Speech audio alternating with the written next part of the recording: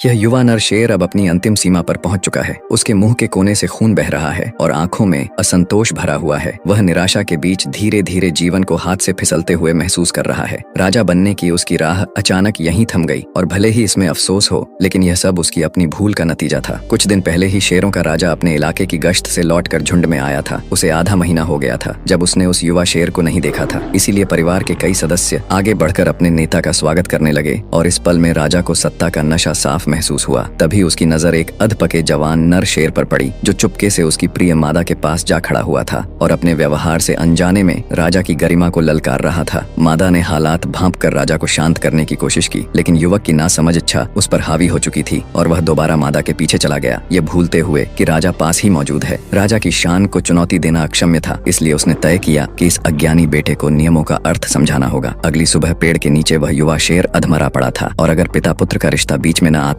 तो उसकी वहीं मौत हो जाती। लेकिन यह भी तय था कि अब उसके लिए झुंड में कोई जगह नहीं बची। राजा की मादा पर नजर डालना और उसकी सत्ता को चुनौती देना सबसे बड़ा अपराध था, क्योंकि शेरों के नियम और राजा की गरिमा किसी अपमान को स्वीकार नहीं करते। तेज बारिश उसके घावों पर गिरती रही और हर कदम उसे असहनीय पीड़ा देता रहा। पीछे उसके साथी उसे चुपचाप जाते देखते रहे, जिनकी आंखों में डर, अफसोस और नियमों का सम्मान साफ झलक रहा था। कभी संभावनाओं से भरा यह युवा शेर अब अनजान रास्तों की ओर बढ़ रहा था, क्योंकि एक पल की मूर्खता ने उसका पूरा भविष्य छीन लिया था।